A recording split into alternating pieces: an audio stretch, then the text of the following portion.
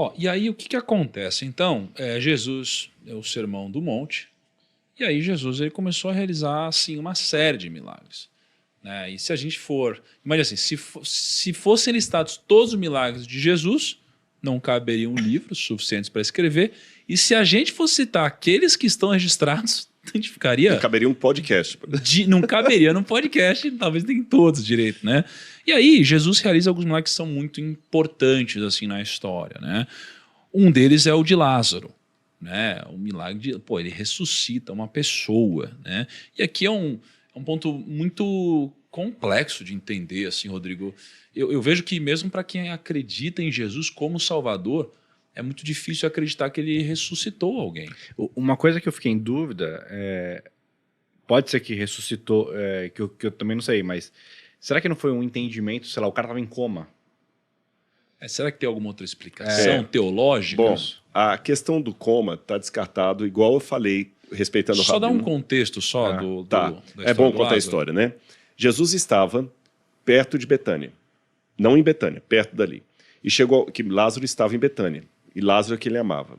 Alguns pensam até que Lázaro fosse uma criança, não necessariamente um homem adulto. Porque ele ainda mora com as irmãs. Mas mesmo tendo esposa? Ele não tem esposa. Não é a esposa Não. que serve depois do perfume? Não, é a filha? irmã dele. É a irmã. É a irmã dele. Ele era irmão de Marta e Maria. Tudo bem que criança para adulto ali era uma linha tênue de 12 para 13 anos. Exatamente, já era. Verdade. Já era uma coisa muito... Mas era jovem. Sim. Né? Já era jovem. E aí chega uma notícia para Jesus. Lázaro, a quem o Senhor ama, está doente. E aquela época a Aí, doença para surpresa era... de todos, esse milagre de Lázaro ele só está no Evangelho de João, tá? Mas Ele faria não é algum contado sentido. nos outros evangelhos. Faria sim, algum sentido Lázaro não ser uma criança pela idade de Jesus, né? Como é que é, perdão? Faria sentido Lázaro não ser uma criança pela idade de Jesus aí, né? Não, mas Jesus podia ter... Um amigo criança? Ou com 12 anos, 10 anos, Jesus não tinha esse escrúpulo. Lembra que ele falou o seguinte, vinde a mim os pequeninos. E é interessante que ele não coloca Lázaro entre os 12. É alguém que Jesus tinha uma estima muito grande por ele. Tanto é assim, Lázaro a quem o Senhor ama. Seu amigo Lázaro que o Senhor ama está doente. Poxa, ele ama tanto o cara, tem uma estima tão grande pelo camarada. Os discípulos eram jovens e ele não põe Lázaro para ser um dos apóstolos dele. Ou seja, pode não ter feito isso porque ele era muito novo. Muito novo. É uma dedução, não é? Então, quando Jesus recebe a notícia que Lázaro morreu, a Bíblia fala assim, olha, Jesus amava a Marta e a irmã dela e também a Lázaro. Eu estou lendo João capítulo 11, versículo 5. Por que tem que falar o qual que está lendo? Eu vejo todo mundo... É costume bíblico, para você saber assim, que às vezes a pessoa quer depois chegar em casa... contexto, né? Por exemplo, a gente está falando... Né? Pessoal, eu quero ler depois esse contexto todo na Bíblia. Entendi. Vai ficar mais fácil, você está entendendo? Entendi. Ver que a gente não está inventando. Então aqui, ao receber essa notícia, verso 4, Jesus disse, essa doença não é para a morte, mas para a glória de Deus, a fim de que o Filho de Deus seja glorificado. Aí beleza, tudo bem? Aí fala o seguinte, olha, quando soube que Lázaro estava doente, ainda demorou 2 dias onde estava. Poxa, vem cá, peraí. Rodrigo, corre lá agora, porque você tem o poder da cura, você é médico, tá certo? E o Kaique está doente e você precisa levar esse soro fisiológico para ele agora lá. Esse soro, não fisiológico, esse soro, para curá-lo. Aí tá bom. Eu vou primeiro tomar café aqui, tomar um banho, ler o jornal, depois eu vou lá. Parece descaso. Sim. E o pior, Lázaro morreu. Quando Jesus chega lá no local, já tinha 4 dias que Lázaro já havia morrido. Nossa, devia estar Ele já estava no túmulo. Lá no museu a gente fez uma réplica de um túmulo como era na época de Jesus. Não sei se vocês chegaram aí, lá você saiu, que estava um sol muito quente. Mas eu vi lá, era um túmulo com a roda. Mas a gente visitou. É uma pedra. Uma pedra redonda. Né? Isso. Aquele túmulo ali, você tem que ir lá também.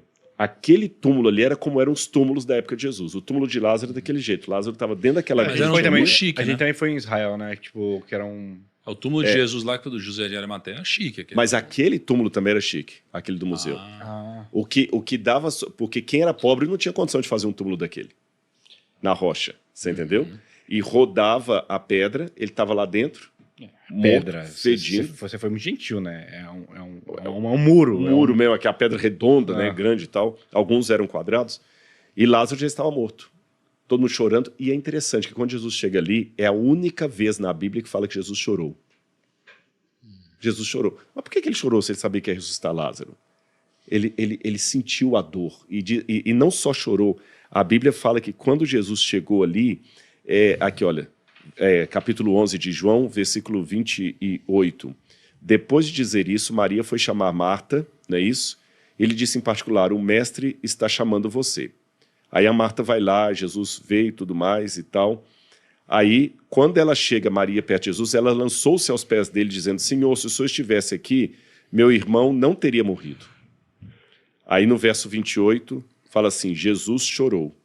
Então os discípulos, os judeus disseram, vejam como ele amava Lázaro. Mas alguns disseram, será que este que abriu o olho dos cegos não pode fazer com que Lázaro não morresse?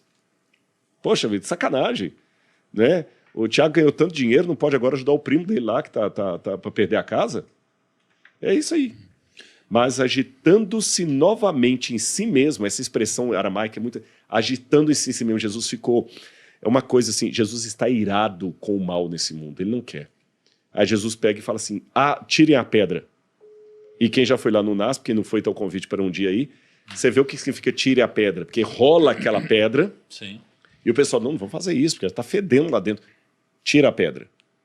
E quando eles tiram a pedra, Jesus fala, usando um pleonasmo, Lázaro, sai para fora. Na língua portuguesa, o pleonasmo é vício de linguagem, descer para cima, subir para baixo. Descer para baixo, subir para cima, sair para fora, entrar para dentro. Mas no hebraico é uma enfática de falar. Olhos que veem, ouvidos que ouvem. Enfatizar, né? Enfatizar. É solene. Lázaro, sai para fora. Até tem um autor medieval, muito interessante, é uma alegoria isso, mas eu achei bacana, um autor medieval que falava o seguinte, que Jesus teve que falar baixinho, porque se ele gritasse muito alto, todos os mortos ressuscitariam. Tão forte que era o poder dele. E Lázaro vem, atado, eles embrulham Lázaro. E foi formidável aquele milagre. Agora, Jesus podia fazer aquilo. Eu não tenho nenhuma prova arqueológica que isso aconteceu. Quando eu falei que eu tinha provas da existência de Jesus, eu não tenho provas de cada versículo da Bíblia. Porque a arqueologia trata com fragmentos de história, retalhos de história. Não é só arqueologia bíblica, não, qualquer arqueologia. Eu tenho fragmentos. As pessoas sabem que dinossauros existiram porque tem ossos. Exatamente, ossos, mas ninguém tem uma fotografia Ninguém sabe se tinha pelo, se não tinha pelo. Exatamente. Agora, como é que eu sei que aquilo pode ter acontecido? Bom, se o Tiago chegar agora e falar o seguinte, que engraçado, você está falando de um Porsche, eu vou comprar um Porsche amanhã. Eu vou sair daqui acreditando. Por quê? Eu não vi o dinheiro, eu não vi o cartão dele, eu não vi ele comprando, mas por que eu vou acreditar que ele comprou um Porsche mesmo que eu nem veja esse carro? Ora, por tudo que vocês construíram e quem você é hoje, comprar um Porsche está dentro da realidade, da sua realidade. Tá certo? É diferente de um camarada que está desempregado na rua ali, flanelinha, e fala assim, amanhã eu vou comprar um Porsche. Fala assim, coitado, bebeu umas caixas, bebeu vinho, bebeu vinho, tá assim. É diferente. Jesus já demonstrou por várias outras vias, inclusive a transformação do ser humano, quem ele é, que ressuscitar o Lázaro é algo tão comum que não me causa nenhum arrepio quanto ouvir que você comprou um Porsche. O cara anda pelas águas. Você tá entendendo? Eu estou sobre as águas. E eu vou até falar um pouquinho com quem não tem fé nenhuma na Bíblia. Você que está me assistindo agora, que não tem fé nenhuma na Bíblia, tudo bem, eu vou te dar esse beneplácito. Mesmo não tendo fé nenhuma em Deus nem nada, você acredita em milagre. Sabe por quê? Porque você, dependendo da linha, do modelo físico que você adota, porque há modelos da formação do universo, dependendo do modelo que você adota, você vai dizer que o universo começou pelo Big Bang. E, em linhas gerais, o que é o Big Bang? É o instante zero, no qual, por uma explosão, por um... como é que chama isso aqui? Estalar de dedos, do nada, surgiu tudo. Isso é milagre. Não, E se não colocar um Deus por detrás, aí que o milagre fica maior ainda, que o milagre é que se autorrealiza. Ou seja, até o ateu tem fé. Tem um... Por que existe algo ao invés de nada? Sim. Tem uma série que... Eu não sei qual que é. Sabe do Sheldon criança lá? Que tem um episódio... É Sheldon. A Sheldon? Sheldon. Young Sheldon. Que ele conversa com a mãe dele, que a mãe dele é cristã e tudo mais, que ele na série ele não acredita em Deus, porque ele é da ciência e tudo mais, só que ele faz um argumento que ele fala assim, não é que ele não acredita, mas ele fala assim, não é possível que seja coincidência. O ajuste fino. Porque se a Terra tivesse 0,001% a mais de gravidade, a humanidade não existiria. E nada é mais preciso, tipo, tem que ter uma explicação para tudo isso ser tão preciso. Exatamente. Só o fato de existir tudo partindo do nada é tão grandioso. Acho que você falou isso no podcast, né? Nada gera nada. Exatamente, é Parmênides que falava, né? Porque existe algo, ex nihilo nihil fit, do nada se faz. Ou seja, para quem construiu o Primo Cast, comprar um Porsche. Está dentro da normalidade. Para quem fez o universo, fazer um cara ressuscitar... Sim. Não, eu tô com uma dúvida aqui, porque assim, eu não sei se foi falado isso e eu acabei me perdendo aqui, mas... Você vai ser de Lázaro ou não? Não, vou... Não, deixa só antes, então assim. Agora eu fiquei com medo. Assim, ó, Ele me coagiu. Antes de você sair de Lázaro. Qual que é o ponto? Para mim, é difícil isso. É difícil. E, aliás, acho que uma coisa importante é o cristão saber que, cara, você não precisa se enganar. Você não precisa se enganar. Na verdade, a crítica... Questione. A crítica e o questionamento te fazem se aproximar de Deus. Né? E não tipo, mas você acredita que Lázaro ressuscitou? Aí você fala assim, acredito, mas você não acredita. Pô, você está sendo mentiroso se você não acreditar. Né? Eu prefiro dizer que eu tenho dificuldade para acreditar. Eu não duvido do que está escrito na Bíblia, claro que não. Mas é difícil para mim compreender que um ser humano ressuscitou, que não seja Jesus ali, né? Eu não duvido que Jesus poderia fazer isso. Pelo contrário, ele poderia fazer muito mais do que isso. Ele fez, ele faz, ele vai fazer. Então eu não tenho dúvida que ele poderia. Agora ele fez? Bom, está escrito na Bíblia, eu não posso discordar disso. Mas existe um conflito na minha cabeça, é muito difícil mesmo acreditar nisso. Isso é um processo para mim. Mas eu entendo que a dúvida e o questionamento foram o que me fizeram chegar a Deus, de alguma forma. E a gente vai morrer sem todas as respostas, eu acredito, né? Então, acho que para quem está ouvindo a gente, se questione, não se engane. E isso aqui vai te fazer encontrar as respostas. E talvez fortalecer a sua fé em muitos momentos, através das discussões de mente aberta. Agora, duas coisas só dentro de Lázaro que eu acho que são importantes, né? E assumindo que de fato isso acontece, isso aconteceu. Veja como Deus trabalha, né? Lembra que a gente falou lá antes sobre a profecia? Que se Deus não deixasse Lázaro morrer, se simplesmente Deus falasse, não, Lázaro não morre. E ele não morre. Essa história não ia estar aqui agora. Não tá, onde que Deus agiu? Não teve milagre. E o que você falou, Deus, eu posso curar. É uma pessoa que eu amo. Ao invés de ele correndo lá, ele falou, não, calma, precisa acontecer algo. Precisa acontecer algo para que possa se manifestar, né, o meu poder, para que possa glorificar. Então, assim, ele morreu para que ele fosse ressuscitado. Se ele nem morresse, não teria essa ressurreição. Então não teria tido. Então Deus age assim na nossa vida. É importante a gente entender isso. Às vezes Deus permite que algumas coisas aconteçam porque ele precisa que a gente presencie esse momento, né? Seja lá qual for o motivo. Se for para a gente crer, se for para de alguma forma isso daqui ser passado adiante, tem vários motivos e que muitas vezes a gente não vai compreender. E a segunda coisa, só uma curiosidade.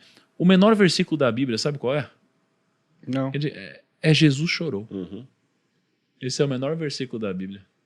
E tá na música dos Racionais também. Tá nos Racionais, É o menor versículo do Novo Testamento. Do Tem um Novo menor no Testamento. Antigo. Jó disse.